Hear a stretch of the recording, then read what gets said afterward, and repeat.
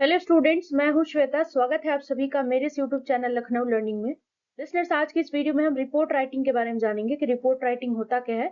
इसके कुछ कह सकते हैं आप कंपोनेंट्स के बारे में जानेंगे कि कैसे इसका स्ट्रक्चर, कैसे रिपोर्ट राइटिंग हम लिखते हैं। तो उन सारी चीज़ों के बारे में मैं आज इस वीडियो में डिस्कशन करने जा रही हूँ। तो आई होप आपको ये मेरा वीडियो अच्छा लगे।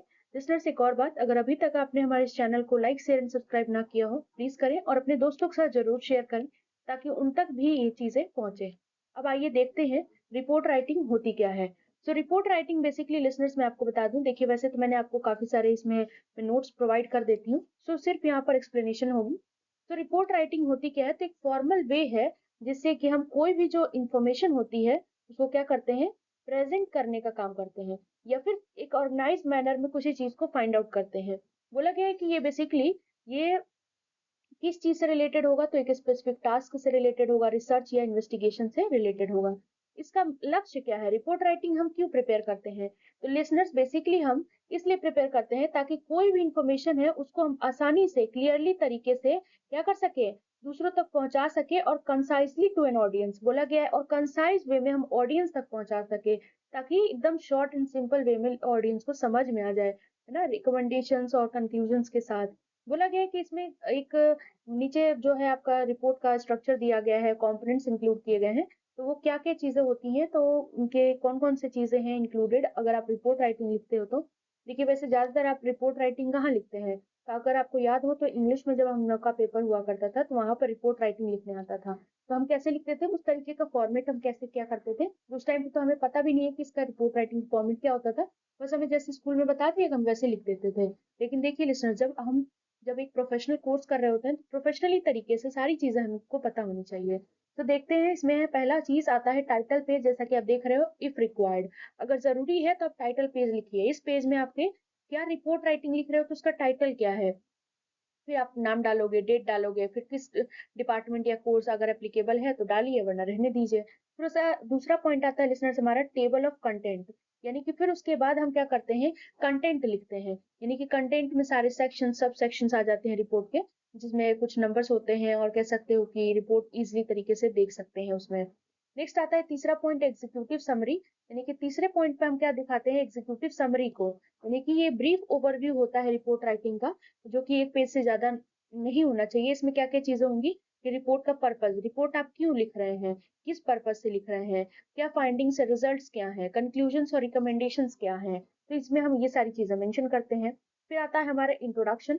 इंट्रोडक्शन में क्या करते हैं, तो लिसनर्स, इंट्रोडक्शन में बेसिकली रिपोर्ट का स्टेज तय होता है। इसमें बेसिकली कह सकते हैं कि जो भी सब्जेक्ट है उसका बैकग्राउंड इंफॉर्मेशन प्रोवाइड किया जाता है, पर्पस को बताया जाता है, ऑब्जेक्टिव्स बताई जाती है रिपोर्ट की, कि क्यों रिपोर्ट लिखा गया है। और फिर उसके बाद इस रिपोर्ट का स्कोप बेसिकली एक्सप्लेन किया जाता है कि इसमें क्या चीजें इंक्लूडेड हैं और क्या चीजें इसमें एक्सक्लूड की गई हैं।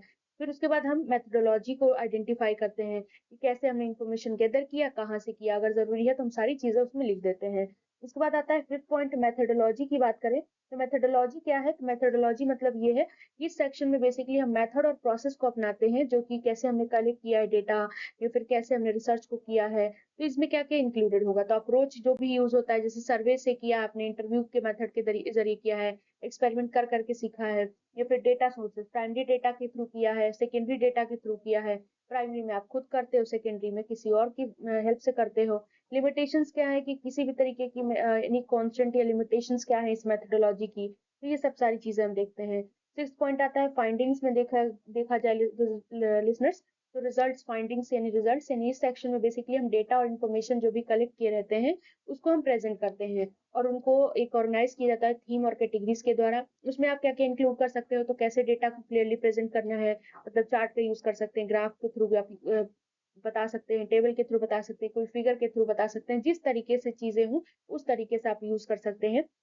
मतलब जिस चीज की भी रिक्वायरमेंट हो उस चीज का यूज कर सकते हैं, जहां भी अप्रोप्रिएट लगे, जहां भी करना चाहे वहां कर सकते हैं। फिर उसके बाद बताया गया है कि इस रिजल्ट को फिर डिस्क्राइब करिए, फिर उसको कॉम्प्लेक्स इन्फॉर्मेशन को थोड़े छोटे छोटे में बांटिए ताकि वो इजी बन सके। फिर उसके बाद इंटरप्रिटेशन इस सेक्शंस में अवॉइड करिए, सिर्फ और सिर्फ रॉ डेटा को ही आप क्या करिए, प्रेजेंट करिए। फिर आता है हमारा सातवां पॉइंट, डिस्कशन और एनालिसिस। फिर हम इस पर डिस्कस करते हैं, विश्लेषण करते हैं इस सेक्शन में। फाइंडिंग्स से इसमें हम क्या क्या कर सकते हैं, जैसे हम डेटा की इंपॉर्टेंस क्या है उसको एक्सप्लेन करें, फिर कौन सा पैटर्न है, कौन सा ट्रेंड है, किस ट्रेंड को ही एनोमलीज कह सकते हैं आप, किस चीज का यूज किया गया उसके बारे में डिस्कशन करें, हमारी फाइंडिंग्स को कंपेयर करें, मतलब जो प्रीवियस रिसर्च आपने किया है और अभी आप जो कर रहे हैं, क्या कौन सी सही चीजें सही है, अभी क्या बेटर था, तो और ये अब कह सकते हो बेंचमार्क्स को जाने अगर जरूरी है तो। फिर एड्रेस इम्प्लीकेशंस और अदर पॉसिबल जो एक्सप्लेनेशन होता है उस रिजल्ट का वो देखें। फिर आता है हमारा लिसनर्स कंक्लूजन्स, यानी कि इस सेक्शन बेसिकली हम रिपोर्ट के की पॉइंट्स को समराइज करते हैं, जो फाइंडिंग्स और एनालिसिस होते हैं बेसिकली उनकी बात करते हैं। जैसे इसमें रिपोर्ट का मेन क्वेश्चन क्या है या फिर उसकी ऑब्जेक्ट क्या है उसका आंसर देते हैं, या फिर एक क्लियर समरी प्रोवाइड करते हैं रिजल्ट का या फिर जो भी इंसाइट्स हैं उनकी। फिर रिकमेंडेशन अगर जरूरी है तो, यानी कि आपके फाइंडिंग्स के बेसिस पर आप कह सकते हैं, फाइंडिंग और एनालिसिस के बेसिस पर क्या करते हैं आप सजेशंस देते हैं, सहमति या फिर कह सकते हैं कि कुछ सुझाव देते हैं, रिकमेंडेशन देते हैं। इसमें क्या होता है कि स्पेसिफिक होना चाहिए, ऑप्शनेबल होना चाहिए, रियलिस्टिक होना चाहिए, ये नहीं कि आप कुछ भी बता दें, रियल होना चाहिए, मतलब बेसिकली ये एविडेंस पर बेस्ड होना चाहिए, मतलब प्रूफ होना चाहिए, आपके हर एक चीज का फैक्ट पर बोला गया एविडेंस होना चाहिए, आपके पास साक्ष्य होना चाहिए जो भी आप रिपोर्ट में प्रेजेंट कर रहे हो, यानी कि कुछ भी आप रिपोर्ट में नहीं बता सकते, तो बेसिकली एविडेंस मांगा जाता है। तो इसके बाद आता है रेफरेंस। रेफरेंस या बिब्लियोग्राफी, आप सभी परिचित होंगे इस वर्ड से।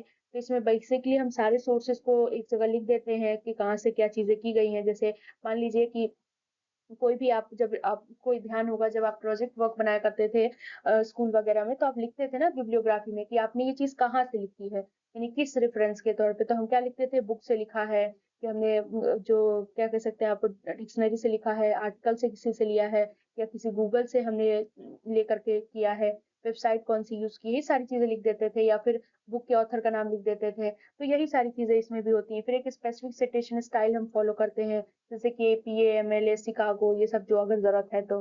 तो लिसनर्स ये कुछ थे पॉइंट्स, और भी हैं, जैसे कि अब मैं आपको दिखा देती हूँ। ये लास्ट पॉइंट अपेंडिसेस अगर एक जरूरी है तो, मतलब क्या है इसका कि कोई भी एडिशनल मटेरियल है जो रिपोर्ट को सपोर्ट करे, लेकिन वो ज्यादा लेंदी और डिटेल में नहीं होना चाहिए कि जो मेन बॉडी को प्ले मतलब वो हटा दे। तो उसमें क्या चीज रॉ डेटा होना चाहिए, डिटेल्ड चार्ट और फिगर होना चाहिए, क्वेश्चनायर होना चाहिए जिसमें बहुत सारे क्वेश्चंस होते हैं, या सर्वे इंस्ट्रूमेंट्स होने चाहिए। तो लिसनर्स ये कुछ थे, आई होप आपको सारी चीजें क्लियर हो गई। वीडियो अच्छा लगे, do like share and subscribe. Thanks for watching.